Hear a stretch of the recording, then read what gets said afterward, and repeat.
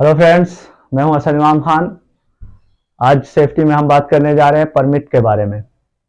Okay, तो सबसे पहले हमें यह जानना है कि परमिट है क्या, क्योंकि जैसा कि आप जानते हैं वर्क साइट पे काम करने के दौरान जहां भी हम काम कर रहे होंगे वहां पे परमिट होना, परमिट लेना ज़रूरी होता है, क्योंकि बगैर परमिशन के, बगैर परमिट के आप साइट पे काम नहीं कर सकते। ओके, ये एक प्रोसीजर है, ये एक स्टैंडर्ड है, इसको स्टैंडर्ड कह लीजिए, प्रोसीजर कह लीजिए, एक नियम है किसी भी कंपनी का, किसी भी ऑर्गेनाइजेशन में, कि बगैर परमिशन, बगैर परमिट के आप काम नहीं कर सकते। उसके कई फायदे फायदे तो परमिट के हम बाद में बताएंगे। सबसे पहले हम आपको ये बताने जा रहे हैं कि परमिट है क्या। ओके ना, तो परमिट के टाइप्स को हम आज जानेंगे कि परमिट्स कितने तरह के होते हैं और परमिट क्यों जरूरी है और परमिट है क्या। तो सबसे पहले आप एचएससी में देखिए, हेल्थ एंड सेफ्टी में आज हम जो बात कर रहे हैं परमिट के बारे में, तो पीटीडब्ल्यू, इसको शॉर्ट फॉर्म में हम लोग पीटीडब्ल्यू कहते हैं। पीटीडब्ल्यू का मतलब होता है permit to work. Okay, site पे आपने सुना होगा पीटीडब्ल्यू या परमिट टू वर्क।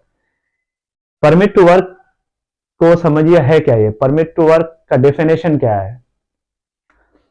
डेफिनेशन अगर हम देखना चाहें, समझना चाहें कि परमिट क्यों चाहिए और इसका डेफिनेशन क्या है, इसका मकसद क्या है, इसका मतलब क्या निकलता है, तो permit a formalized written documents which is used to carry out or execute the job safely, okay, by a specific person and a limited time और certain time कह सकते हैं। इसका मतलब ये हुआ कि ये एक डॉक्यूमेंट्स है कंपनी की तरफ से, बाकायदा तौर पे इसको हम लोग फॉर्मलाइज कर सकते हैं, रिटन में होता है, लिखा हुआ होता है ये परमिट।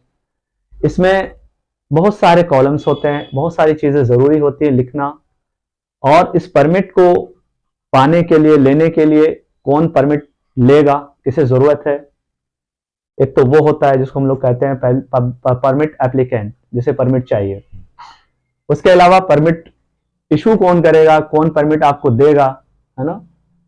फिर होता है कि ये दो हो गए कम से कम, permit issuer and permit receiver, और परमिट एप्लीकेंट जिसको परमिट चाहिए। परमिट जिसको चाहिए का मतलब ये है कि जो काम करने जा रहा, जो वर्क एग्जीक्यूट करने जा रहा, काम चाहे जिस तरह का भी हो, उसके लिए काम में परमिट लेना जरूरी होगा। तो सबसे पहले ये बताने से पहले मैं ये बताता चलूं कि परमिट होता है कितने टाइप का है, ठीक है ना।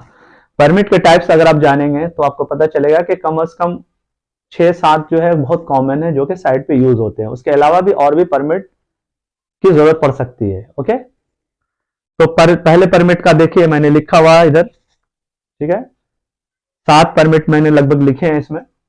पहले परमिट है, पहली परमिट जो है टाइप ऑफ परमिट में हॉट वर्क परमिट है, cold work permit, confined space permit, chemical permit, height work, excavation work, night work and radiography. 7 किस्म के परमिट के मैंने नाम लिए हैं। आप इसको याद कर सकते हैं, याद रख सकते हैं, इसे लिख सकते हैं कि these are the types of permit.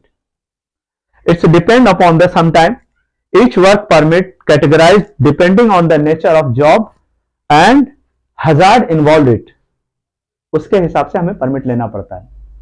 Permit जैसा कि मैंने बताया कि किसे चाहिए, ऑफ कोर्स जो काम करने जा रहा होगा, जो एग्जीक्यूशन टीम होगी, उसे परमिट की जरूरत पड़ेगी। ओके, सो परमिट लेने के लिए आपको आना पड़ेगा, मिलना पड़ेगा सेफ्टी डिपार्टमेंट में। एक साइट पे एचएससी सेफ्टी डिपार्टमेंट होता है, जैसा कि आपने सुना है।